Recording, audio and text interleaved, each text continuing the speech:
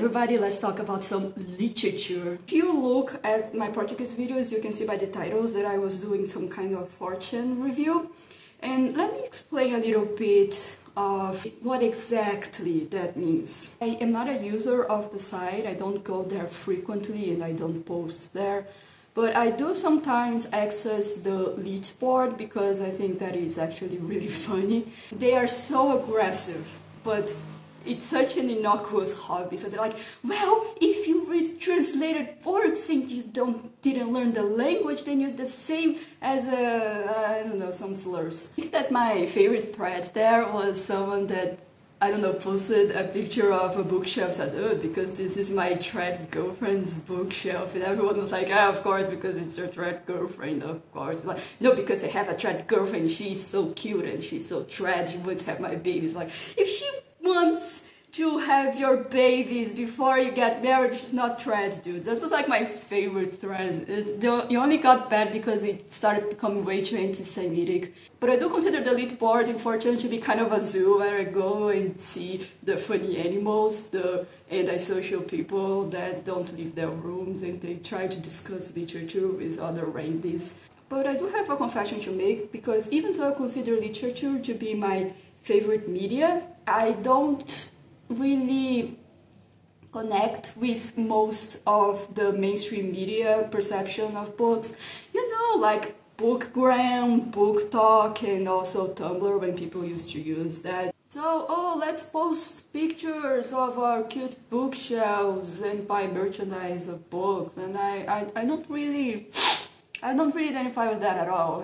In many ways, I do identify more with the Fortune culture of reading. Even though most people in Fortune are horrible, I will admit that they are good readers. They are capable of discussing a lot of heavy philosophical works, and I thought, well, if those losers that spend the entire day on the internet discussing on Fortune can be well read, then so can I. It turns out that Lit has actually an entire website worth of recommendations, and the recommendations are actually pretty good. And I decided to read their beginner list because there were books there that I had already read and that I liked, and there were books that I was planning on reading later. So I thought, I might just well read the entire thing. I was doing reviews in Portuguese of one book each, but well, I switched to English, so might as well just do the entire thing in one go, why not? Before we start, we need to make something very clear here. You're gonna watch your favorite femoid discuss literature, but we need to understand that we are going to be discussing high literature. And I'm not trying to be snobbish or anything, I'm just noticing that when you discuss literature, there can be some misconceptions about what kind you're talking about. And you're talking about classical works that are reviewed as being fine art. I'm not saying that I liked all of them, because I didn't, and I do have alternative recommendations. But there are some things that we're not going to discuss here. First of all, I'm not going to discuss if a book is fun. I mean, I might bring it up and I might say that I thought it was fun or whatever, but that's not the point. Think of it like discussing movies. There are movies that you go watch because they're fun and because they're on Netflix and you thought, hey, it might be fun. But there are other people that discuss movies as being like these cinematic experiences. They talk about color palette or something else. When I am discussing books here, I am not discussing them solely as pieces of entertainment. I am also discussing them as methods of self-improvement and whether or not they do something new.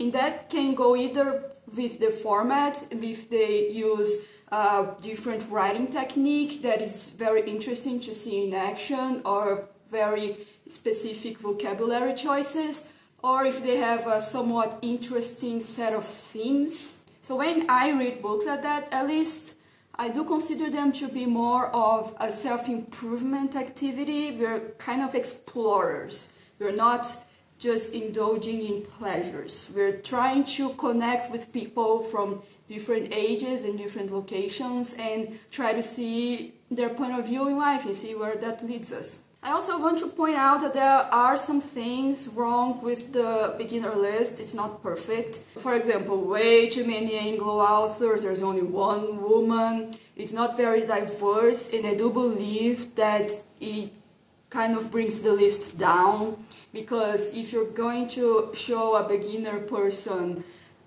the world of literature, then you might as well consider different viewpoints. But I do understand that this is a beginner list in the sense that this list of books, they are widely considered to be intellectual and to be worth discussing. Representation wasn't really their priority because it isn't a priority in most literary circles. Literature is still a very male, very white-dominated field. Just go look at the Nobel Prize literature winners. Sweden is a tiny, frozen country with nothing going in it, and somehow it has the same amount of Nobel literature winners as Asia. Just do want to say that this is an issue that I am aware, but I will ignore. And if you have any problems with that, then just stop watching the video, because this video is not for you. There's nothing wrong with wanting reviews on more representative works.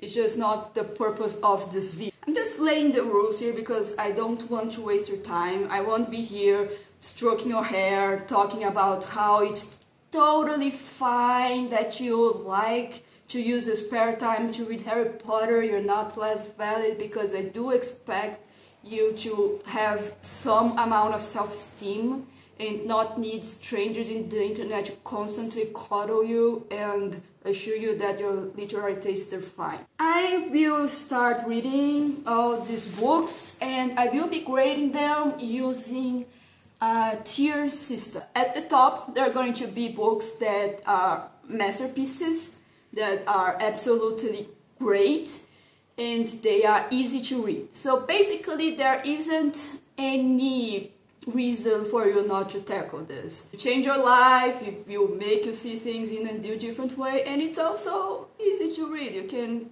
kill these books in what, 3 days? In the tier below there will be books that are still great, but they are a little bit more complicated. So you might not be ready for this, this might be a little hard, but they are still well worth the effort. The tier below there are books that are good and they are easy to read. And the reason I'm putting this tier below the great books but complicated is because of my own personal bias. I consider myself to be a more advanced reader, so I do prefer reading more complicated books if they turn out to be of better quality. But if you are just starting out and you want to work on your abilities before you go out to read the Odyssey, then there's nothing wrong with considering these books to be a tier above. And then we have books that are complicated and are good. It's the worst of both worlds. There is still worth reading, it's just that sometimes it's too much effort and you might prefer to read something else. And below that it's NEP tier, that I've already explained. I have a criteria for me to judge bad movies. That criteria is, would I rather take a nap instead of watching this movie? Because a nap is free, is healthy, and I desperately need it. So if you have a 2-hour movie here and I'm thinking, man, I would rather be unconscious right now, I would rather be sleeping, I'm so tired, this isn't worth it, then it's nap tier. By now I didn't really say anything important, it's just blah blah blah, more talking, less action, what is this filmoid even saying? So in order to really exemplify what I'm talking about, I'm going to bring up first a book that has discourse literally every year. Every year you go on Twitter and you see people talking about this book and go like, oh right, it's that time of the year, yes. I'm talking of course of Catcher in the Rye. It's actually really weird to see people talking about Catcher in the Rye the way that they talk about on Twitter, because it is actually the first young adult book ever written. Because before Catcher in the Rye, people didn't consider teenagers to be a viable audience for books. You know, it's just adults and whatever. But Catcher in the Rye is about a young man, a teenager, in fact, that is going through the teenager existential shit. It's rebel phase, and was widely successful. A lot of teenagers really saw themselves in Holden Caulfield, so it was a very successful book with the teenager audience. It was written by J.D. Salinger, that old man from BoJack Horseman, and I've already talked about this video before, and I do recommend you watch that video because I think it's the sexiest I've ever looked in this channel. Holden Caulfield is a teenager that he's expelled from his school, I think, and he goes to New York and he stays there for around 3 days around Christmas. And he's walking around, he's thinking about stuff. One of the reasons I recommend this book to read is because it has the best writing in this entire list. I am not joking, this is the absolute best writing in all of these books. It's so mesmerizing the way that J.D. Salinger manages to write the point of view of a teenager that has a lot of slangs, a lot of repetitive phrases, but it still manages to be catchy and it manages to have a really good rhythm about it. I do highly recommend reading Catcher in the Rye for that reason alone, especially if you are currently writing a story about teenagers and you want an example of how a narrator can sound immature and can have, I don't know the word in English, it's spices of language, use slangs and have the narration still work. I do highly recommend it for that alone. But I am going to also recommend the book because the book is genuinely heartwarming, I guess, because we've all been through that phase of our lives. We've all been dumb teenagers that are feeling lost and just wandering around. Like, man, I want to run away, go to a farm. And I feel like Catcher in the Rye is a very heartwarming way to show that. I feel like I have a few things in common with Holden, and I think that the biggest one is that it's very hard for us to really be there for people in a way, because it's very hard for us to understand that people expect things from us, and they will do that because they love us. You know, like when Rick said in Rick and Morty, be like, oh, because they put me at the center of the universe and they never asked me to put it there. Well, they do that because they love you, because they do have certain expectations. And if you don't want to see people that you love being sad and disappointed, then you have to fulfill them. Your parents do want you to have a good job and to study a lot, to have a good life. And they do that because they love you. And these expectations that people put on you may sound a little unfair, but they will be there because people care about you and want to see you do things right. And it's very hard for both of us, I guess, me and Holden, to try to live up to that.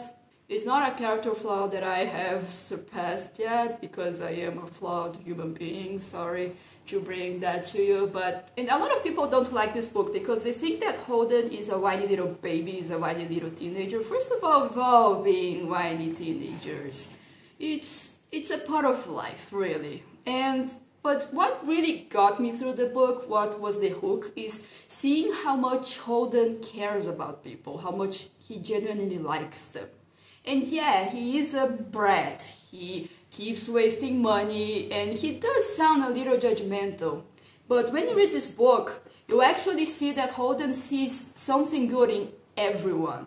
There is one of his vices of languages that he uses a lot in his catchphrases is she really does, or he really does, and that's because he talks about a person, but he always finds something nice to compliment about them. Like, oh, my mom picks really good dresses for their children, she really does. Oh, because that ugly girl in the hotel could dance really well, she really did. It's really heartwarming to see that even though he is in his rebel phase and he's judgmental teenager, he still really wants to help people. In fact, that was the title about The Catcher in the Rye, because like I want to catch children falling from cliffs. That's what I want to do for life. I'm not saying that you are obligated to like Holden, because when all is said and done, Holden is bitchy and he is a teenager that doesn't understand how the world works, and the title is based on a literal mistake that he makes. But I see a lot of people talking about this book, and it's, I don't know, they either think that Holden is some kind of genius, which he isn't, he's a teenager that is lost. Or people think that the fact that this book is respected is an absolute travesty, this is the peak white man literature, and like, listen, if you don't like the book, it's okay. You don't have to like it. But this is a book that talks about a vulnerable teenager that is going through abuse. And it's not really clear in the beginning, but when you read the book, it starts building up to things that he has experienced, and in the end you can really see that it's bad. He has experienced some bad things. So when you talk about this book, you need to remember that you're talking about a teenager that is suffering abuse and is being disappointed by the authorities in his life that he was supposed to rely on. So maybe you shouldn't try to own this book, pretend that you're better than it, or that you're too woke for it, that, oh, it's just white man academia, because this is the story of a teenager, a vulnerable person with serious mental problems that has been disappointed by people that he should trust.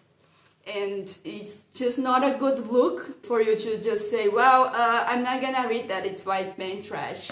So yeah, if you don't like the book, okay, you don't have to like it, but you know, don't try to get all woke and about it. It's not gonna look good on you.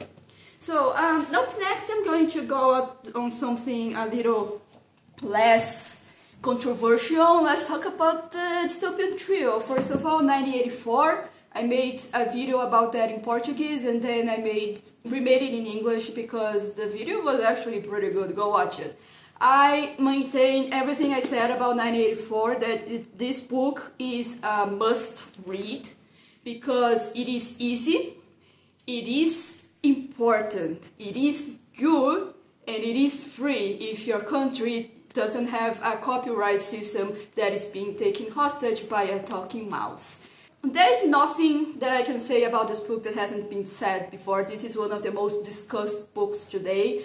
My video is not even a review, it's a review of a review from Isaac Asimov. And as I said, still maintain everything that I said. This book is good, it talks about oppression, and it's great. It's a great book, go read it. And then we're going to be talking now about Brave New World. And Brave New World is also good, but I actually think that this is going to be a little controversial because my opinions on this book seem to be very different from what most people think. Because some people see this as like another 1984, you know, like, oh, because it's a dystopia and this is going to be our future, we're going to be using drugs and having sex and that's bad. And I don't think that it's my interpretation of it. I mean, when I read this book, what I think is like, this is kind of a joke, you know, like kind of a little bit of a prank. Because when we say, utopia is a place in which everyone is happy.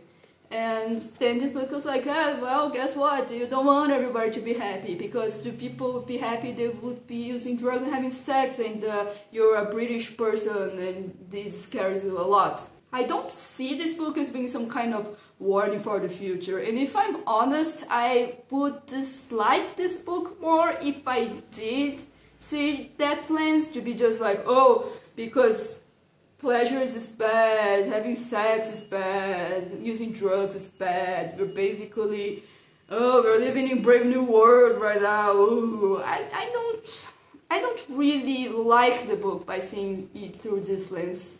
There is another book that did this better. We're going to be talking about that up next. But I will say something. This book is the funniest book on this list. Not Catch-22. No, it's this book. This book is so funny. There is a scene in which there are two characters and they are watching a lecture, you know, because they're about to enter somewhere that is isolated, you know, like an Indian reservation. And one of the guys is super worried if you left his tap water on, and the other person is like so high out of their minds, they're just like, ugh. So you have this scene, the guy's like talking so boring, one person is so kind, and the other was like, oh my god, did I close the tap? Oh my god, my water bill is gonna be huge. I honestly see this as kind of a challenge to people, because people think, oh, because I want to build an utopia where everyone is happy, and then be like, well, no, really, because I don't think you would feel very comfortable with the idea of complete happiness. This is what complete happiness feels like.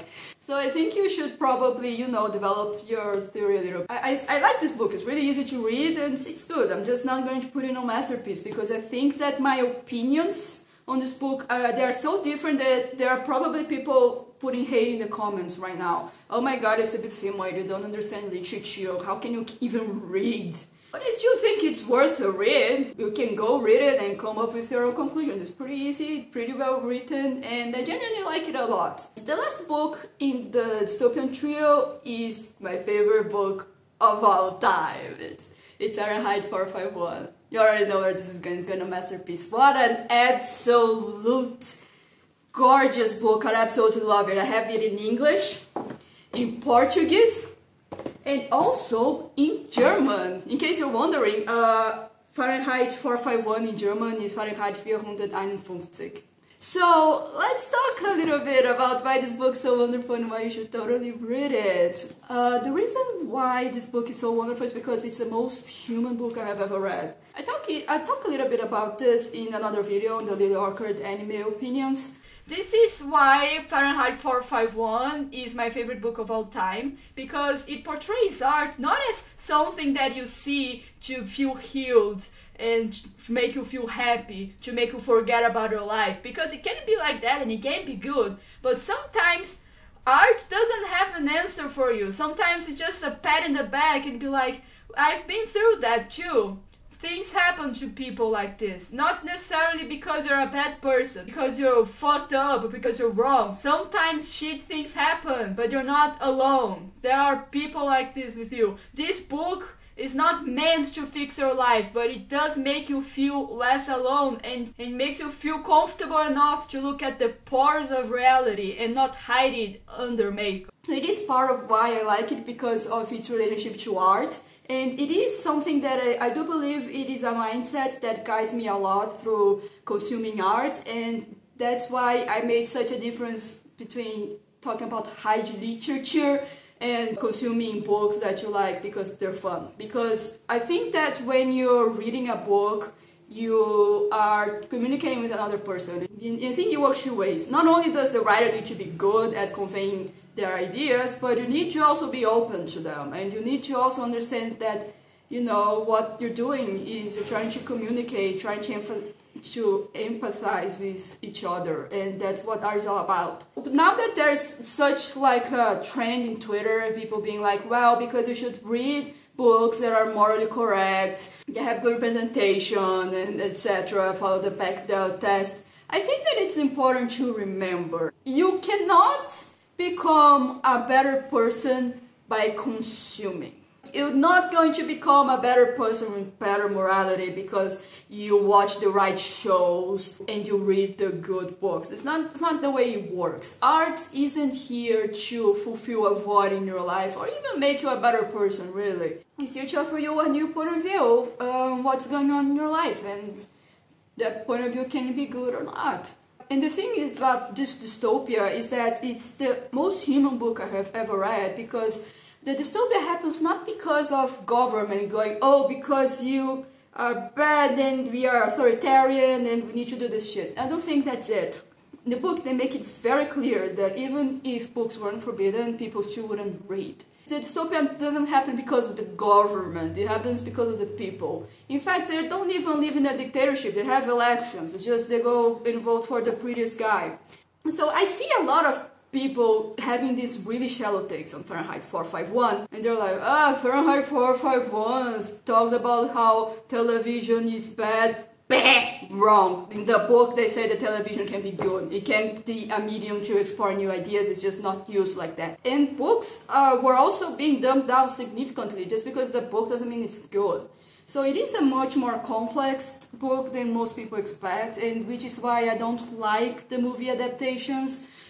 I saw the old one and the new one, and I stopped as soon as they brought Mein Kampf into it. Like, it's just so much bottom of the barrel references. Like, come on. Oh yeah, because we're just like Nazis, we're burning books.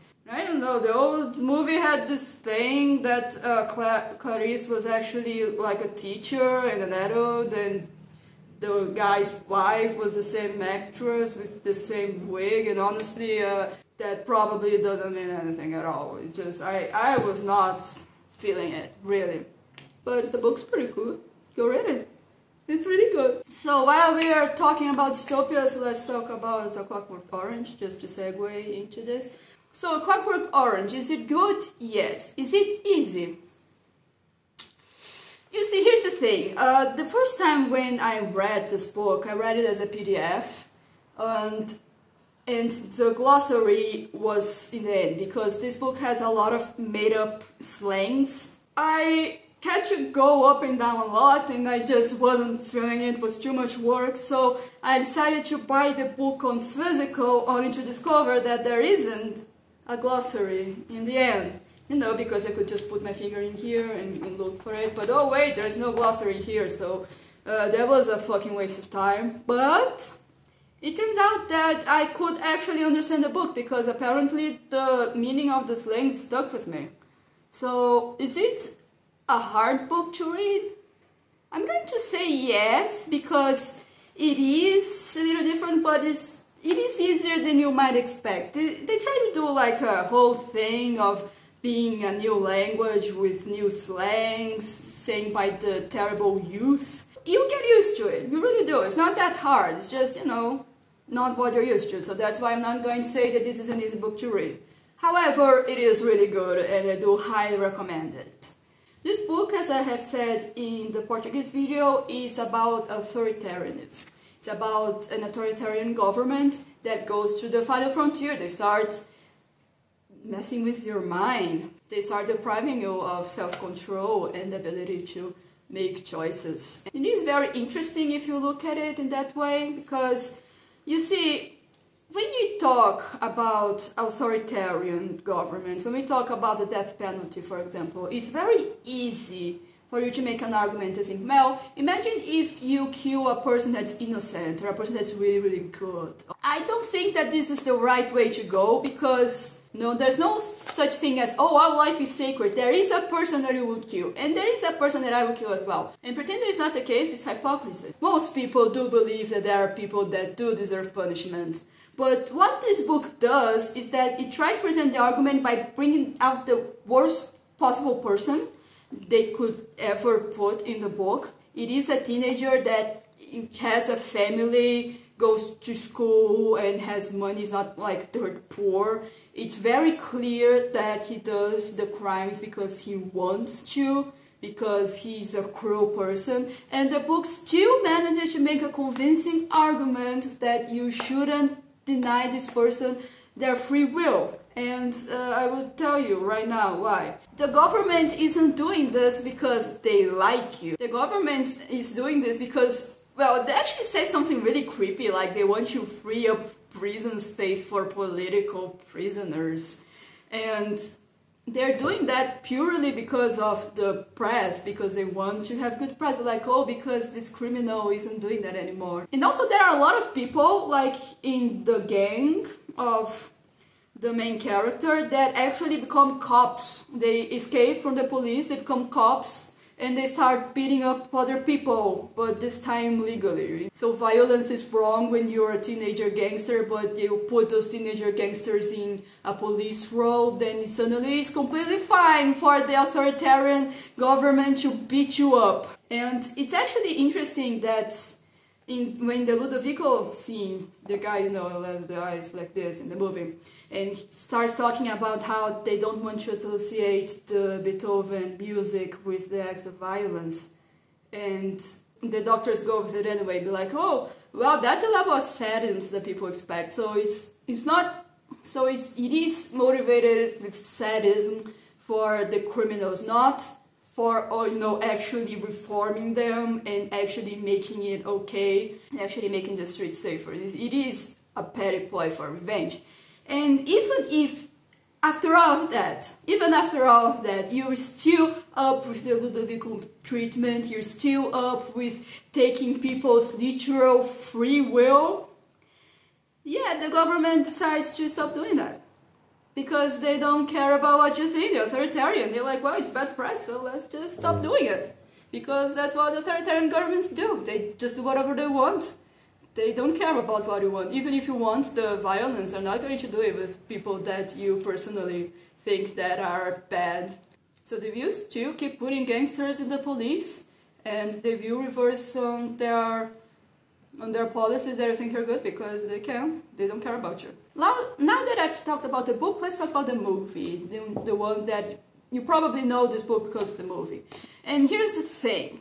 It might sound very condescending what I'm going to say right now, but you need to understand that books are a more intellectual medium than movies. I'm not saying that books are better than movies, even though I do personally think so. Books are my favorite medium. But what I'm saying is that movies do cater more to that personal side. They use music, color palettes, acting to draw a more primal emotion from. Most books do a bunch of intellectual tricks to force you to care about a bunch of words that you're seeing on a page. So when you watch A Clockwork Orange, it's a much different experience from the book, because the book is trying to make an argument against anti-authoritarianism and against depriving people of their free will. And the movie is just like, hey, let's show some violence. Let's do a continuous shot of zooming out and showing the bar with a bunch of milk. That's cool, that's interesting. So it is a very different medium, so I do recommend reading the book more than watching the movie. Because the movie is just, you know, violence, a good set pieces, but I do think that it's a sub-Terry Gilliam work. And I guess the last thing I have to talk about is the epilogue. That a lot of people have a stick up their ass about the epilogue. I don't think it changed anything. In fact, a lot of people are like, oh, because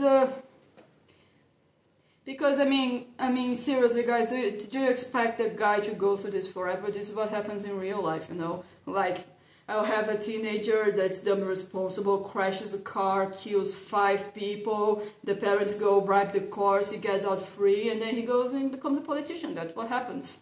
He's not gonna do that forever. He will grow up and eventually leave. So I don't think the epilogue changed the book at all to me. I don't understand why people hate it so much, honestly. Maybe you could argue that because it didn't change anything, it shouldn't exist, but honestly I'm just, yeah, sure, whatever. So I have talked about books that I respect, books that I like, so let me talk about something that I don't, just to break up a little bit of the monotony, which is the smallest work in this list that's called Of Mice and Men. And I read it, and it's embarrassing. Cringe, totally cringe. I guess the only good thing I have to say about it is that it's easy and it's short. So if you want to read this entire list, there's no reason to skip it, because it ends quickly. This is something that a 6th grader would write. The teacher would say, hey, write a book on the Great Depression and about poor people. I'm like, okay, so I'm going to write about some farmers that are looking for jobs, and I don't know, let's put some racist discussion there in the middle, because in that time people were really racist.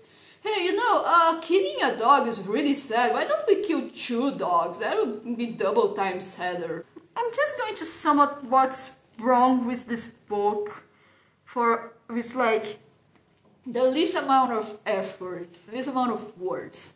You see, poverty is bad. It's a bad thing, and in this book it portrays it as escapable. Like, it goes in the middle of the book and goes like, yeah, I guess we could just fuck off and do whatever we want now. They just say that.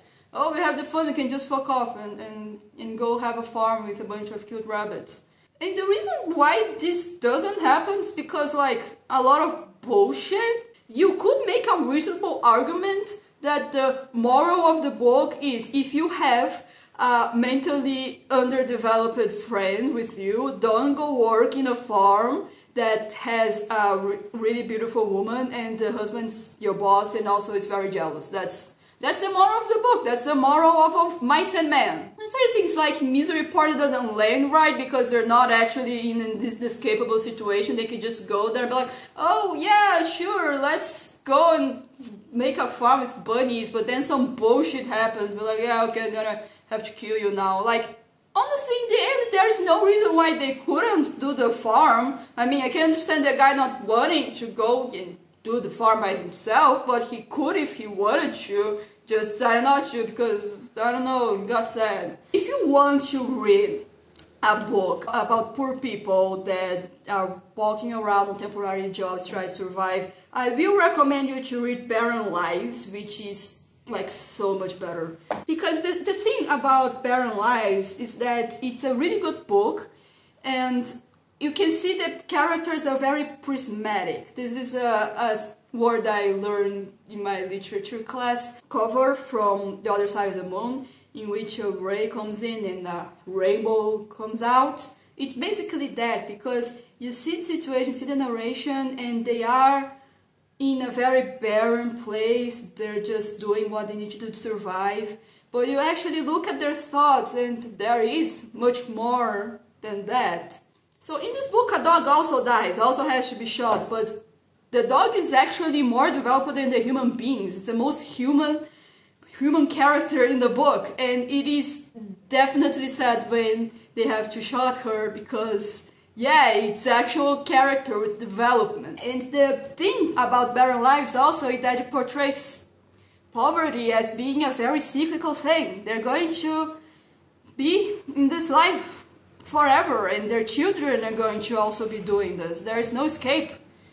Their poverty is just going to come in cycles, not, oh, we have enough money to go start a bunny farm, but some bullshit happens. No, they're there because poverty is very cruel and it lasts a long time. So I do recommend reading this because it's good and it's short and it's easy. E vai te ajudar a tirar uma nota melhor na redação do Enem, então confia. Yeah, let's talk about another American book. It's A Great Gatsby, everyone. This book is actually available for free on the Gutenberg project, and it's there, you can just read it for free, and I do recommend it because, okay, here's the thing. The book itself is really boring. Like, it takes a very long time for you to get to that place that it's actually interesting. And yeah, you're not going to have a very good time reading it. I surely haven't. So I can't say that it's a masterpiece. I can't say that. But I will say this. Why reading the book is boring? The discussions of the book, they're great. I love it. So if you're a person that doesn't like literature, doesn't like discussing literature, doesn't like looking at metaphors and discussing meanings, this book ain't for you. But it is for me, because I do like that crap. Until this day I receive emails. Hey, do you want to read this PhD thesis written about how this book is really gay? I'm like, yeah, of course I want to, because this book is really... So yeah, Great Gatsby is a little boring and it's not for everyone, I will admit. But I liked it, it's pretty cool. So I will be talking about a little bit of my theories. You know, I've seen people talking about how Great Gatsby is disadvantaged and he might be black because, you know, he comes from a disadvantaged background and he doesn't feel worthy of the lady. But I will say this, I don't think that's the case, because I actually do believe that that Gatsby is very privileged. He manages to have these insane parties without the IRS knocking his door and be like, yeah, you know, what's your job? Did you make this money via illegal means? I think that the fact that Gatsby managed to sit around and wait for his waifu to notice him actually shows a very privileged lifestyle. That he is the kind of bohemian, the kind that just wants to appreciate the loneliness that he's in.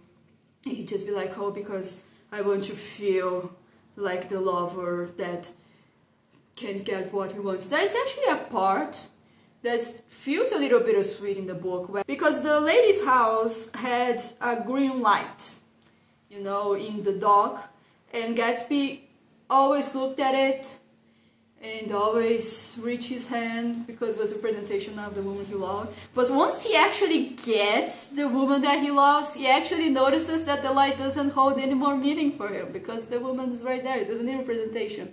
So the number of objects that he considers to be precious diminished by one, which is such a interesting way to talk about it, isn't it?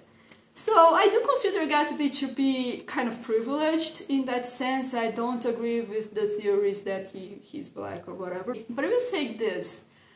I think you Americans are really fucking stupid. I'm sorry if I offended you, but come on, man. I remember that I read the TV tropes page when the movie came out and be like, oh, okay, it seems like this metaphor is way too vague. Oh, because the curtains are blue or whatever. But it turns out that it's actually stated right in the book. In the scene that I just described, they stated with all words and all letters. Yeah, this light is valuable to this character because it's a metaphor because of this reason. You don't even have to infer anything. It's not subtext. And people still think that this is, because the curtains are blue. Like, come on, get a grip. You wouldn't last one day in a Brazilian literature class. Seriously, guys. So since we have approached the subject of racism, why don't we talk about To Kill a Mockingbird? Because it's a book that is in the list. To Kill a Mockingbird is a book that I consider to be good, but I have to wonder if my experience with it is very different from the American experience from it. Because I think that the best part of the book was not the trial itself, but just looking at the descriptions of American life. And I don't know if my bias is because I am a foreigner to American culture, but you know, it's my review. You're here to hear my opinion. There it is. This book is really easy to read. I do recommend it. And I don't consider it to be a masterpiece. It's not going to tell you anything that you don't already know, because it is about racism, and it's like, yeah, being racist is bad, you know. But it is a story about the South, about the community there, that they say, every single white person looks the same because there's just so much inbreeding. I wasn't expecting the ending of that trial. It took me by surprise. I thought it would be a different kind of story. And I did enjoy my time. I just don't really have much to say. I think that the book speaks for itself. So there is another book that talks about racism, and that is Invisible Man. I'm not going to say that I don't recommend it, because I do understand what it's about, and I do understand why people think it's good. But I gotta tell you, it's not for me. I think it's one of the American books in this list, because there's a difference between books written by Americans and American books. I think that you need to understand some kind of context that I just don't. I have to look it up on Wikipedia. It's like, yeah, because it's about the Communist Party, World War II. I'm like, what? I gotta say, I liked the way the book was written. I liked all the metaphor. I liked the way that the narrator talks and you don't even know his name. And it's apparently not a sign of him being inhuman, of the humanizing, but it's actually freeing act that he doesn't have a name. I like that a lot. It's just that I feel like you need to have some context that I didn't have. So I am going to say that the book is good, but it's complicated. I don't know, it's just I didn't get it. Feel free to talk about it in the comments, because... So let's take a break from the American books and get a little more international. We're going with Catch-22, which is still written by an American, but it's set in Europe. Catch-22 is my third favorite book of all time, and I do have to thank this for that, because I wouldn't have read it if it wasn't on the list. So you need to understand that I'm kind of a postmodernist hoe. I do absolutely love it when a book doesn't make sense and you don't understand anything that's going on because of the way it's written. And Catch-22 does that, but it does in a much easier way than other books that I have read. You see, the thing about Catch-22 is that this is a non-chronological book, which means that the chapters are all out of order and you don't really know where in time they fit until you finish reading it, and maybe even then you don't know. But the book is still very readable anyway. It's still, I consider it to be an easy read. You can still read it and just understand what's going on. This looks thick, but it's because it's a super special edition with a lot of notes in the end, you know, so don't be afraid of the book because of its thickness. It's actually not that thick, and it is easy, it is really good. I do consider it to be an absolute masterpiece. Love it, love it. Catch-22. Catch-22 has one of the best endings I have ever seen in any piece of media that I have ever consumed. And it's the reason I haven't read Closing Time, because I'm just like, oh, are they going to undo the ending? Because I like the ending. I don't want to ruin my experience with Catch-22. And it is just a delightful book to read. I don't consider it to be as funny as most people say it is. It's comedy gold, you just can't stop laughing. I don't consider it to be that, but I do consider it to be an interesting book. I think there's like a scene when Yossarian, the narrator, starts talking about Catch-22, the Catch-22, the actual catch, and he starts talking about how it's almost like a modern piece of art. You know, you see that painting on the wall, you almost feel like you can grasp the meaning. You know, you just have to admire its complexity. That's how I feel about the book. And it is that absurdity that really grabs my attention. Because a lot of people think that war is bad. No one thinks that war is good, unless, I don't know, you profit from weapon sales or whatever. But a lot of people seem to think that war is a necessary evil. Like, oh, we need to go there and to civilize those savages in the Middle West, teach them feminism or whatever. But you see, the thing about Catch-22 is that it shows war as being absurd, as being stupid. And I think that this is a much more compelling read for me, especially because now that I'm reading in a world that is post-Vietnam, post-Afghanistan, this is a much more compelling read, I think, because war isn't just bad. War is also stupid. They're talking about fighting the Germans, but you don't actually meet the Germans. You don't actually, like, see the concentration camps and talking about all the Jewish people that they're freeing or whatever. They're just the people that want to kill you, but your commanders also want you to die because they're sending you to fly in these stupid missions because they want to get glory, and they're risking your neck because they just don't value you as a person, because they just want to have their silly little medals and silly little glories. And it does talk about the absurdity of the bureaucracy and the absurdity of war in this really novel way that I think you will appreciate.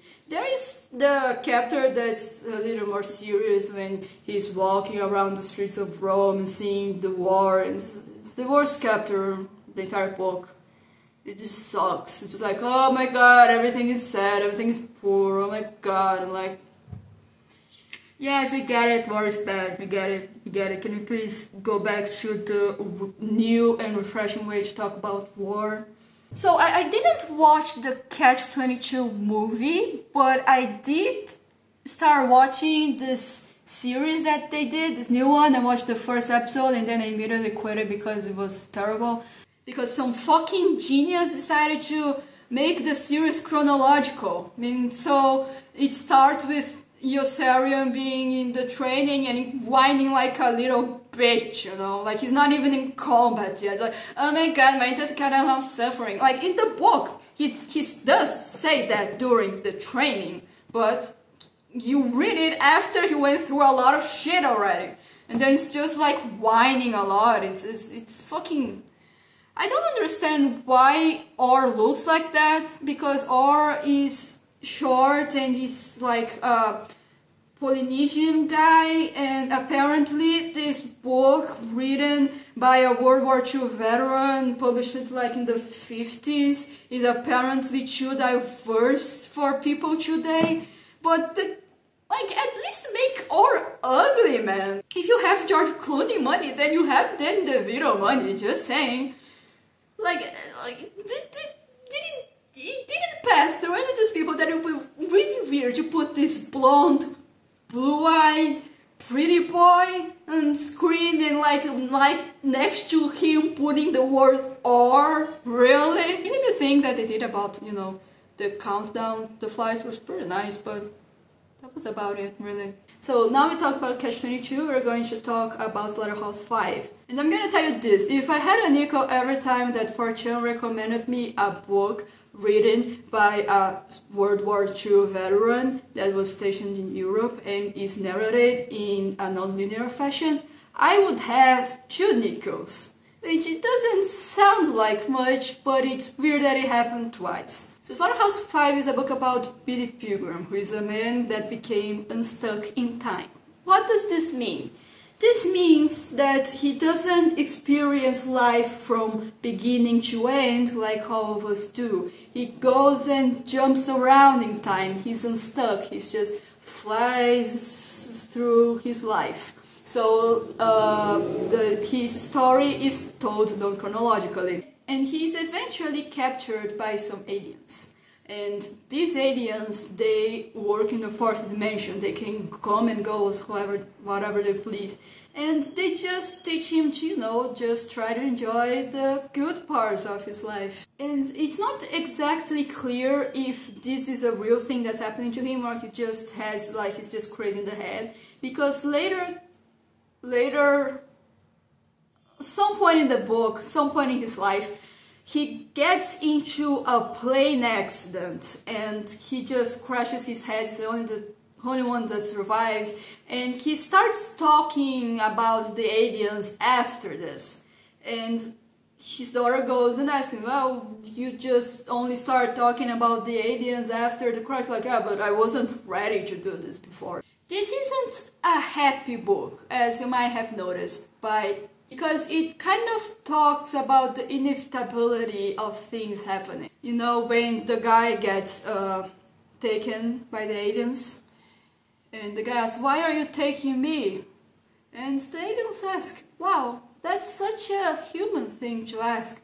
Why me? Why anything? Well, it happened like this because it happened like this. Because it has happened like this and will always happen like this. Because you see, to say this, time is fixed. And you can't change anything that happens or will happen or has happened. And when you look at this perspective, from the perspective of someone that went through World War II and was a child taken to fight there, it does really makes you think. The subtitle of this book is The Children's Crusade, because there is a prologue in which Kurt Vonnegut talks about talking to the wife of someone that went to World War II along with him, and she said that she didn't want a book that glorified war because they were just teenagers, they were just children.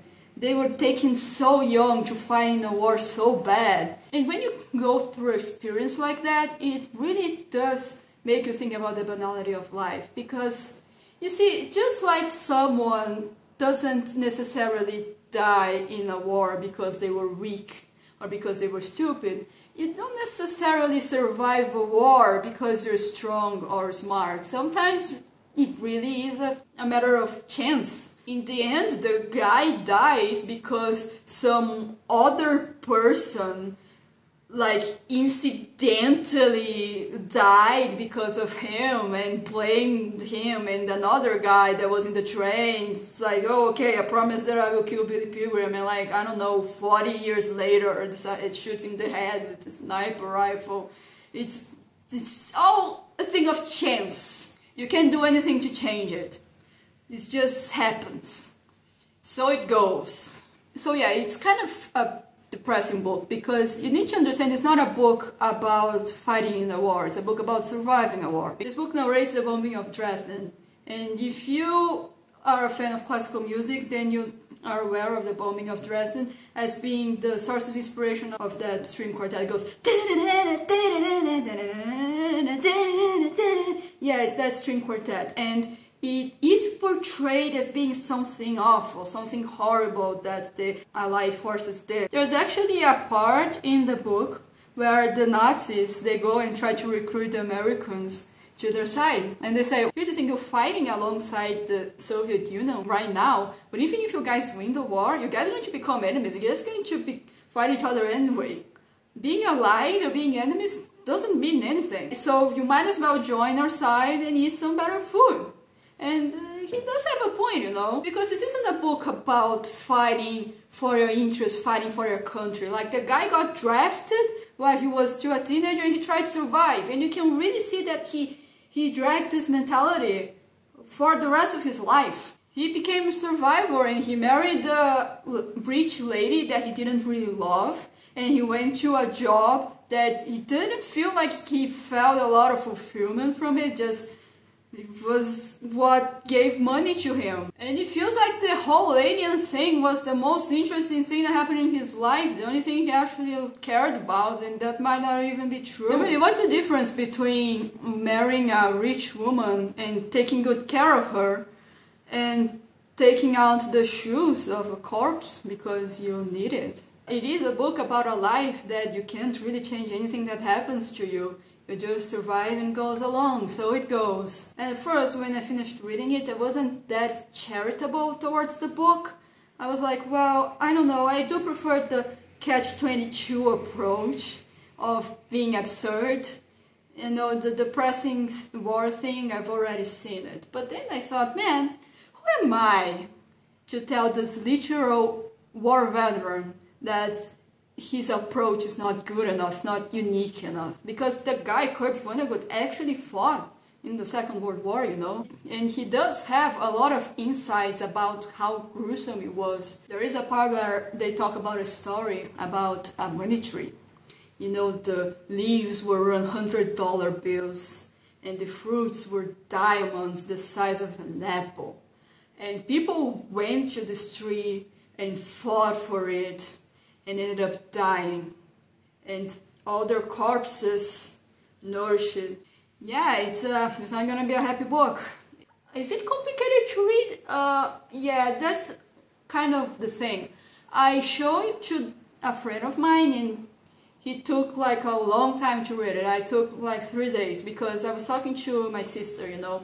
They said, well, if you like non-linear stories, non-chronological stories, you might like this book. But I hadn't read it yet, and I'm like, oh shit, I'm recommending a book that I haven't read. So I sat my ass down and I just read it very fast in like 3 days, and like, yeah, this book's good, can read it. But my friend said it was very complicated for him to read, so it might be that I'm a genius, maybe, who knows? I'm going to put this as complicated, but it is worth the read, trust me. So, should you watch the movie? Yeah, I think you should. The movie is actually pretty interesting. I wasn't planning on watching it, but then I saw in a video that it apparently inspired Satoshi Kon. It's like, oh shit. Yet there's one movie that left a definitive impact on Millennium Actress. It's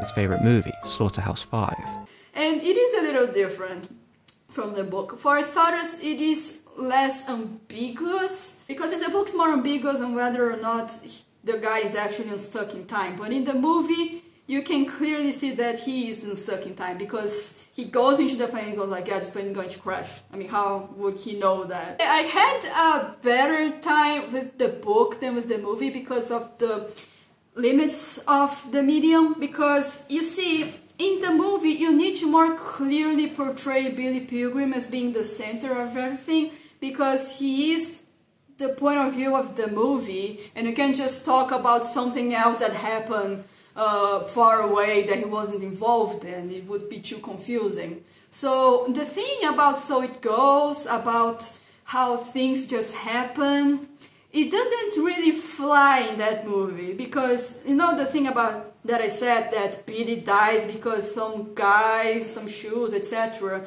Well, in the movie, Billy literally is kicking the fifth guy while he walks, so he is much more centered. So I think that that thing does lose itself, but I can understand, because it's a movie, it's more complicated to shoot, and they need to leave time for all those fucking Dresden statues. Jesus. But with that being said, I do believe that it was a good movie. It did portray things non-chronologically in a very interesting way. It is well shot, it is well edited, and I did enjoy my time. So yeah, we talked about World War II. Let's talk about something else. Let's talk about Buddhism. Let's talk about Siddhartha. If you're a fan of prog rock, then you know Siddhartha as being the book that inspired that album, you know, that has that song that goes.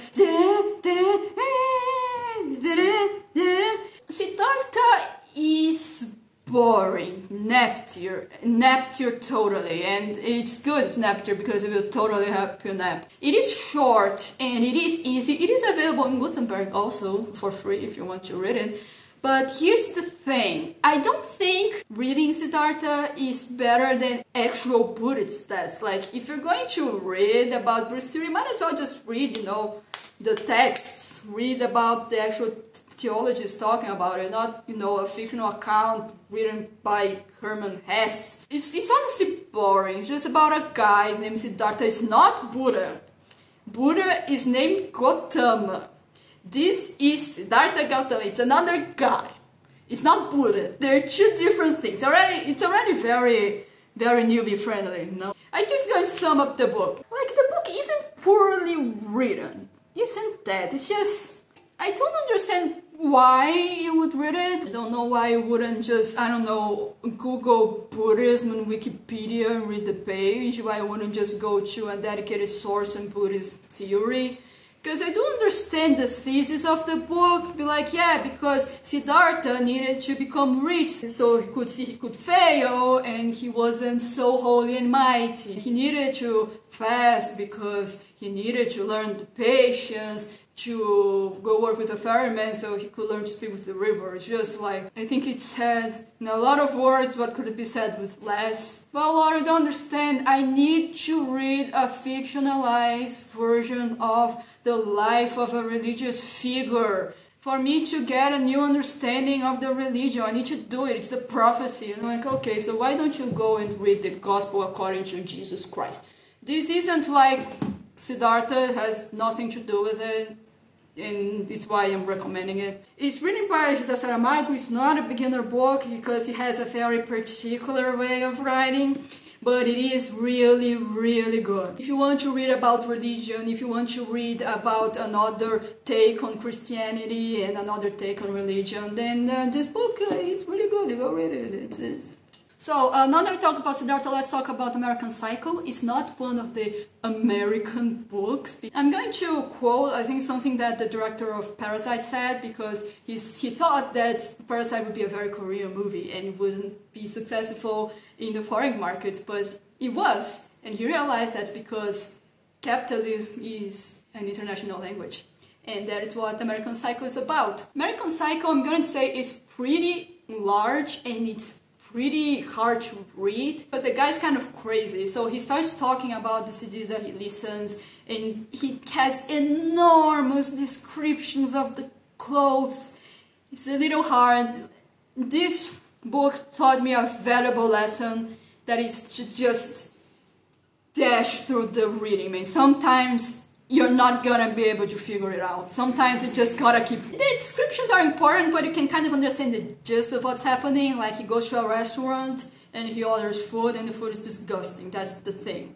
Like, the restaurants are super chic and popular, but they serve awful food. You can just skim through the description of the sea urchin ceviche that he ordered. So, about American Psycho, I'm going to recommend that you watch the movie. The movie is really good, and it does hit the points that the book does. Much harder to read, much more work, but if you liked the movie, I do recommend you read the book, because it does take it a little step further, because you are actually in the mind of the guy, and the descriptions and the narration of events, the sequence, is much more subjective because of this.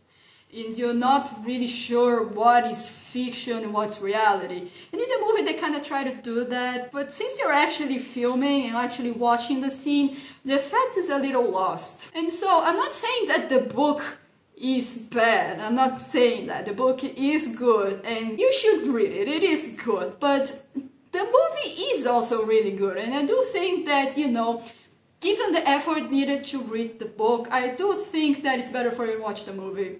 But it is still pretty good. I did like it. I do plan on talking more about this later. I'm actually planning on comparing it to a Victorian book that is probably the oldest one in this list, which is The Picture of Dorian Gray. And I gotta tell you, this isn't really my kind of book. This is Victorian, romantic, because as I said, I'm a postmodernist bitch. If I start reading your book and it's making sense, then I consider that to be a negative. And they have this whole thing about talking about beauty and talking about art. It's probably why this got put in the list. And it is a good book, it is easy to read, I suggest you go read it, but you know, when I went into this list, I was expecting something that, you know, could blow my mind, could show the possibilities of literature, and it just doesn't. It's very straightforward, actually. And again, it's not bad, it's just my kind of taste. And I'm not saying that all old fiction is boring, because I do believe that there are Victorian books that can do more with the content. Like I said, Frankenstein is a great example. There's like framing device inside of framing device inside of framing device. It's crazy. I also really liked Dr. Jekyll and Mr. Hyde. It's also a more interesting book to me. But yeah, it's a good book. It's available for free. Go read it. So let's leave old stuff behind, let's leave the Victorians behind, and let's talk about science fiction, and let's talk about the Blade Runner book. Yeah, it's a Blade Runner book. It's right here in the cover. The name of the book is Blade Runner. That's the name of the book. The movie has certainly surpassed the fame of the book, which I think is kind of unfair because the book is so much better than the movie. Oh my god. I actually think that the Blade Runner movie is really boring. Everything is dark and it's just so slow. I actually really like Blade Runner 2047, but pretty much for the same reason that I don't like Blade Runner. And that thing that I said about movies being much more emotional than books applies double here. Because when you go and watch Blade Runner, then they spend, I don't know, half an hour showing the flying car, showing how great it is to see him flying around, but here in the book it's just like, yeah, it's a flying car, you know about it. So it's just another accessory to the story and its themes. The story and its themes are actually pretty interesting because I do believe that they were very dumbed down. The story is that there's this guy that needs to hunt these replicants. There are basically androids that are very, very advanced. But there's also a B-plot, which is a guy that becomes friends with these robots and tries to protect them. And the interesting thing about this book is that this is a very common kind of plot right now. Like, if you've heard of Detroit Become Human, you know, oh, because robots, they have feelings, they need to be treated like people. Androids dream of electric sheep. Does go with that notion, but it really challenges you on it. It's not an easy thing for you to feel empathy towards these machines, because those machines don't really feel empathy towards us. Is it wrong for us to not feel empathy towards them? Is empathy even real?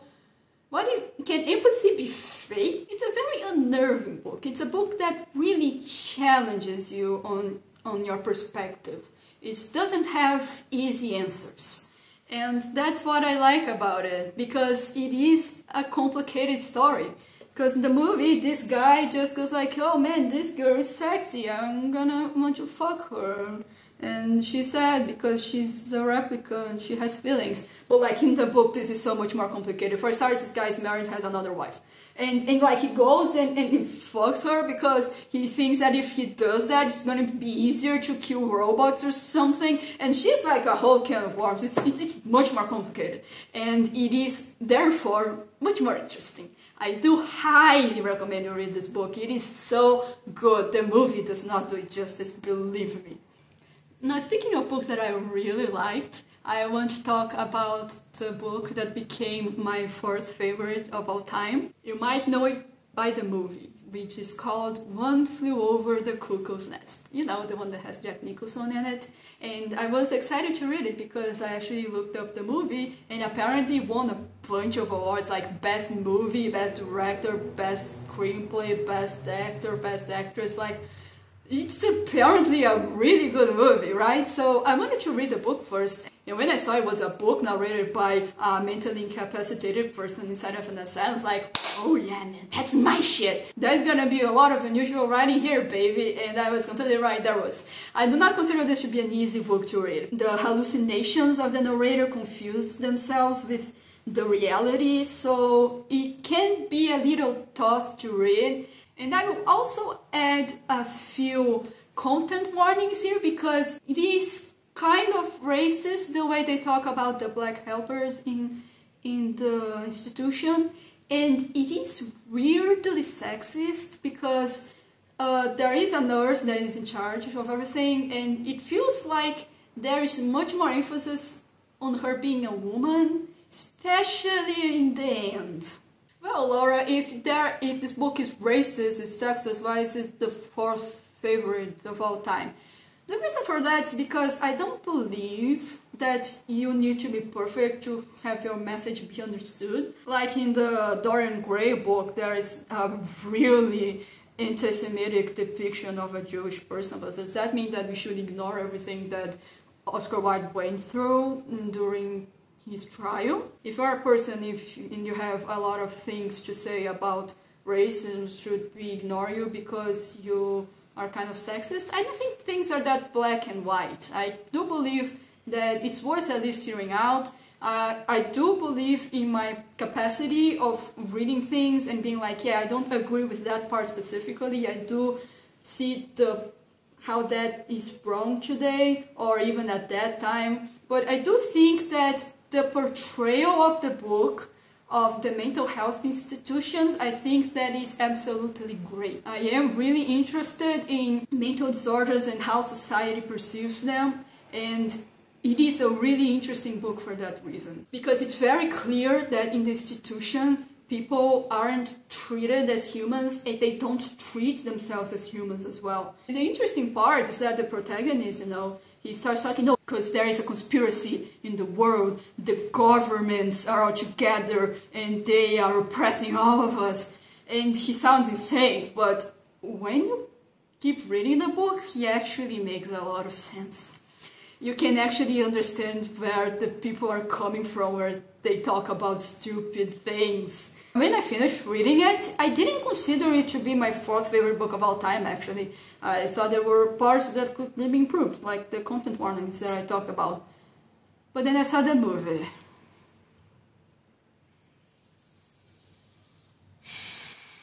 In the TV Tropes article, they kind of imply that the reason the author didn't like the movie was because of money issues, and I'm like, guys, you're so wrong.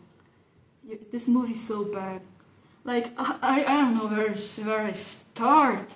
You don't even watch the entire thing, I only watched like 15 minutes. Jack Nicholson enters the insane asylum and he's like, oh, okay, I'm Jack Nicholson, I'm an asshole. Chief isn't the main character anymore, isn't the narrator, isn't the protagonist, and I can understand that they wouldn't be able to do the hallucination stuff except as an adaptation of the movie. And then Jack Nicholson became like an asshole to everyone. It's like, yeah, sure, whatever, it's probably some issue with the adaptation.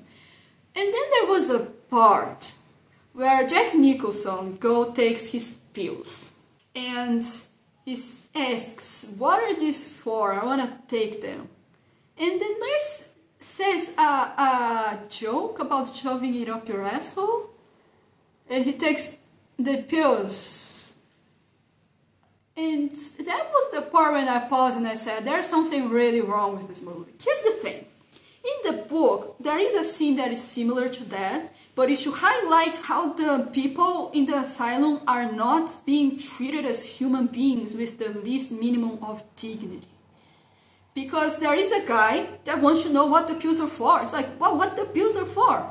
And no one answers him. It's like, just take the pills. Like, no, I want to know what these pills are for. And he has the right to know that, right? He has the right to know what medication will do to him. But they just restrain him and force him to take it instead of just answering what he wants to know. And then in the movie, they do that with Jack Nicholson. And it turns into a shoving up your butt joke. Why they do that? And then Jack Nicholson goes to a meeting and says, well, I want to watch TV, I want to watch this football championship. And nobody wanted to, nobody agreed with him, none of the patients.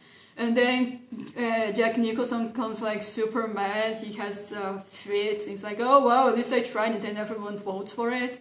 And I stopped watching the movie there because I don't understand what you would take from the scene as a spectator, because in the book it's like a whole thing, because the character actually talks to the other people in the asylum and he says, well, let's vote to change the channel and watch this championship, and they agree with him, they agree to pursue this plan, but they chicken out. And then McMurphy becomes disappointed in them because it was an agreement that they had made, and they walked back on it because they were cowards. And McMurphy says, well, at least I tried. And then he tries to do it again, and he convinces everyone to raise their hands. Because they weren't, because they were scared, and now they were doing that. But in the movie, it's just like, oh, I want to watch football. Why don't you guys vote for the football? I just quit the movie, and I messaged my friend that likes movies, and I asked her, why did you like this movie? Why did you like this? Because honestly, this movie it sucks. It's terrible. I just watched Jack Nicholson being awful towards mentally disabled people for 15 minutes. And then she said, well, but that's the point of the movie. You end up watching the character respecting the patients and everything and developing a kinship with them. And that's the thing, isn't it? In the movie, he needs to develop a respect for the patients, but in the book, it's already there in the start.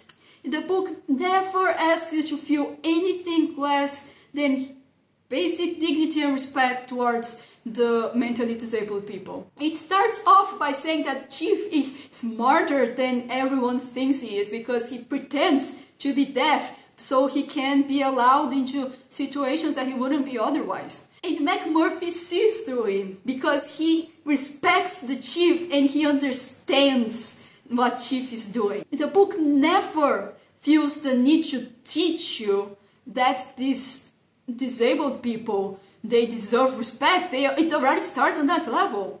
So, you know, if the movie was a standalone, it might have been good, I might have liked it, but it was such a downgrade from the book that it made me realize that the book was actually much better than I expected. So, the book became my fourth favorite of all time. So, speaking of books that might be racist, I'm going to talk about Huck Finn right now, which is a book that I've seen a lot of discourse online.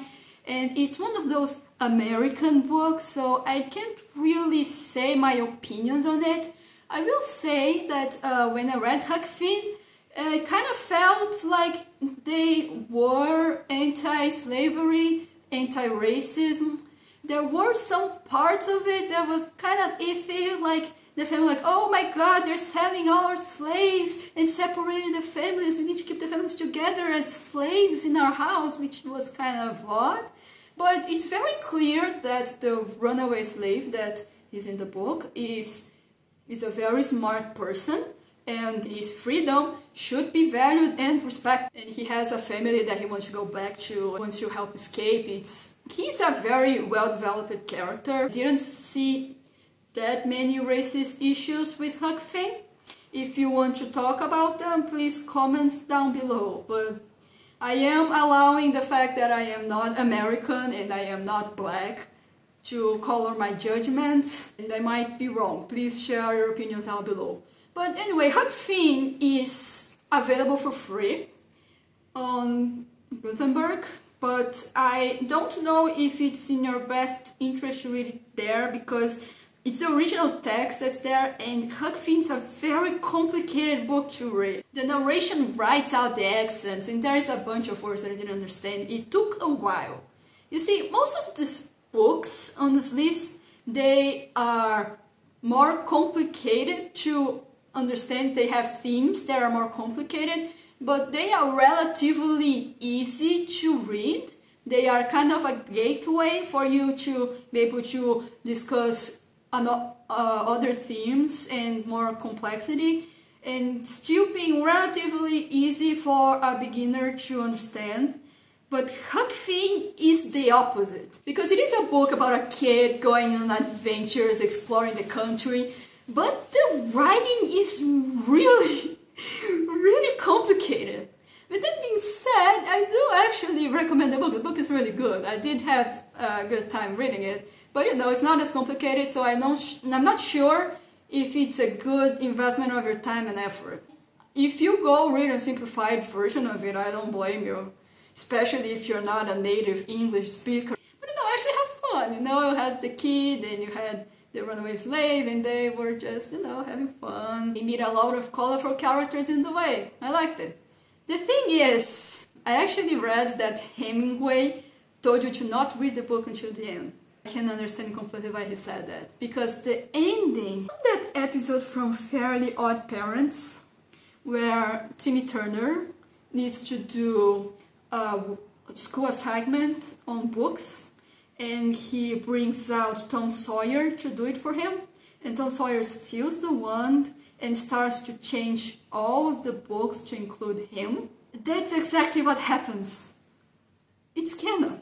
Tom Sawyer just comes in and just fucks everything up. Holy shit. It just was like, no, because we need to escape with this slave and we need to do a really complicated thing. We need to dig. And then it turns out he didn't even need to escape at all because the guy was already free. Holy shit. That ending fucking sucked. That ending was so bad. Oh my god. So yeah, don't read it until the end. Read it until you see, you know, the con artists get tarred and feathered. Read it until then, and then you can just stop, because it's just a complete fucking waste of time and patience. Yeah, so yeah, but the rest of the book was nice. I liked it. Right now I'm going to talk about the only book in this list that I didn't finish.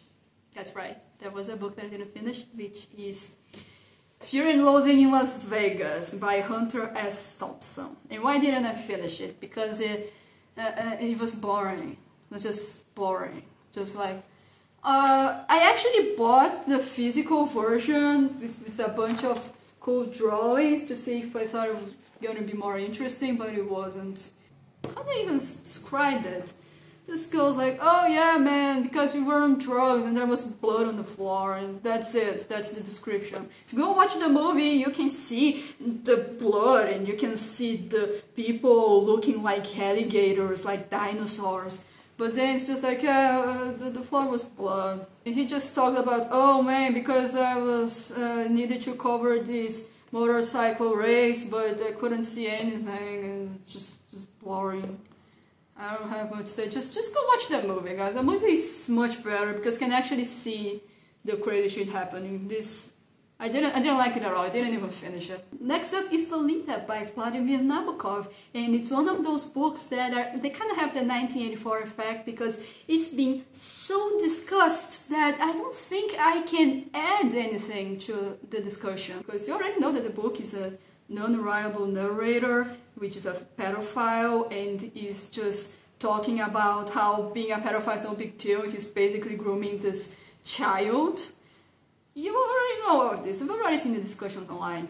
I just going to add something that I think is really interesting, because I think that it's really interesting reading Lolita and seeing how it feels like for you to be attracted to something that you absolutely do not respect. Because he has absolutely no respect towards Lolita. He just considers her to be a stupid teenager, because that's what she is. She's a teenager, she's a child. And she doesn't go and read books and have philosophical discussions because she's a child. And she's like, oh my god, because I was taking care of Lolita and I pay her for her to have sex with me, but then I realized that she was saving the money and she could run away, so I took all her money and she got so mad at me. Oh my god, those teenagers. So you know how at the beginning of the video I called myself a femoid? That's a term that people use in Fortune because they actually started calling women females in order to objectify them, to not treat them as people, as a person. But then it started not being enough, so they started calling women femoids, just to make it very clear that they don't see women as people. And I'm totally commenting that because I think it's hilarious. Yeah, I'm a femoid. I don't have any hobbies. I have the personality of a wet towel. My only joy in life is ruining things that men like. That's me, baby. I could see a lot of 4chan rhetoric in this book. It was actually really interesting. This objectification of the person that you see as a sexual object is that prevalent online. It's actually kind of scary. So you might know that there is a movie. I watched the Kubrick one. And the movie was actually pretty good, I liked it. I think that it's the best adaptation that a movie could possibly be of this book. But I do believe that this is a book. This isn't a movie, this is a book. This story was designed to be told as a book. To be told by Humbert, this intellectual that clearly thinks too hard of himself and trying to convince you that it's okay to have sex with nymphets because he's not actually attracted to children. Those nymphets have their inherent eroticism. They deserve it, clearly. Just see him trying to twist himself into knots, trying to justify himself. It is a book experience. It is for you to read the words. I don't think it's meant to be seen on a screen. But with that being said, the Lolita movie was actually pretty good. It is the best adaptation it could possibly have. I absolutely love Peter Sellers. Just love him. If you are weak of stomach and you don't want to read Lolita, I completely understand you. And you might feel more comfortable watching the movie because it's shorter. Or you might not, I don't know. It's better to watch the movie and not read the book than it is to not watch the movie and not read the book. Read the book, but engage in some of the story. It's pretty good. Next up, the final book. This has been a little tiring, I'm not gonna lie, but we're almost there, we're almost over. The final book on this list, Lord of the Flies. Lord of the Flies is an interesting book because if you read about it online, the interpretations of this book are very different from the intentions because apparently the author did this as a response to an actual genre that existed, that it was of British schoolboys surviving the wilderness. Like, no, children are not like that. Children are really bad and really shitty at surviving and working in groups, and apparently people saw it as a metaphor for humanity itself. And well, I do have to agree with that because I don't really understand that idea that humans cannot coexist without a society, without a civilization in the wilderness, because we came from the wilderness. We were in the wilderness and we created society and we created civilization. So the premise is like wrong in a provable level. I do think that the interpretation that this is about British colonizers, I think that it is more interesting to me. I remember that in Brave New World, for example, I remember that they were doing, experiments with other ways of civilizations, and what they did is they put a bunch of alphas in an island. An alpha is the highest hierarchy, and nobody wanted to work, nobody wanted to do anything. They all, because they were alphas, they weren't socialized to do that. And I think that this applies to British people because they go to the wilderness and they need to cooperate, but they want to have power over each other because that's what British people are like. And I do believe that it's a good book. I do think you should read it. I just think that you should put that into consideration. I'm not gonna say that it's a book that is hard to read, but it can be a little bit slow for things to build up. And there is a bunch of weird shit that happens. Like the Lord of the Flies, then like a bunch of children dies. Not a pleasant read, but I do believe it's actually pretty interesting. It's actually the first book on this list that I read, and I actually thoroughly enjoyed it. It was a very great experience. We did it! We talked about every single book on that list, and holy shit, I want to go to sleep right now. So now that I finished reading this list, if you have any requests for me to talk about a certain book more in depth, or if you want me to read a certain book or want to suggest a reading challenge, then feel free to comment below. And I guess I will see you around.